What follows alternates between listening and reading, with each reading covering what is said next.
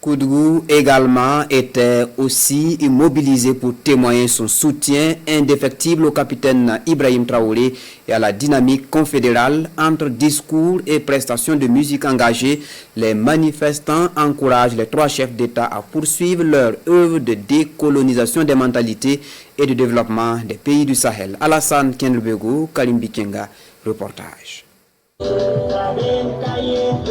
Koudougou, aux couleurs de la célébration de l'an 1 de la sortie des pays de la Confédération des États du Sahel de la CEDEAO.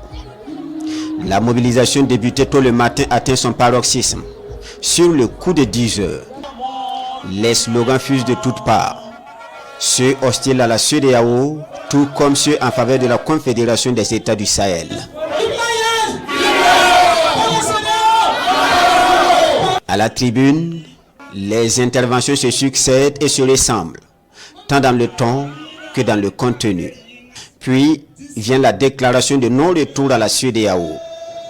Aujourd'hui, nous sommes effectivement à un an, date précise consacrant notre sortie officielle de la CEDEAO.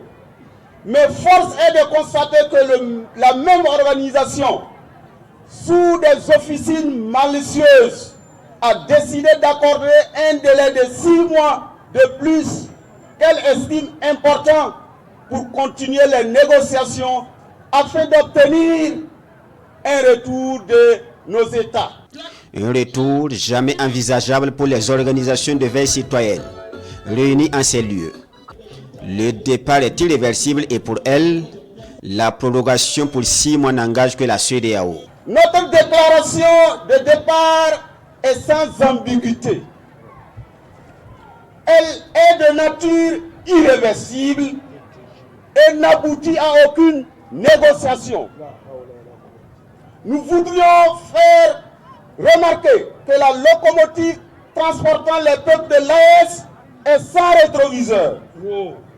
D'ailleurs, nous n'avons aucune raison valable de regarder derrière nous. Aux côtés des militants des associations de veille citoyenne, des autorités coutumières, religieuses et administratives. Leur présence a un double objectif: rendre hommage à ces femmes et hommes engagés pour la souveraineté, réitérer leur soutien aux chefs d'État et au gouvernement de la Confédération des États du Sahel.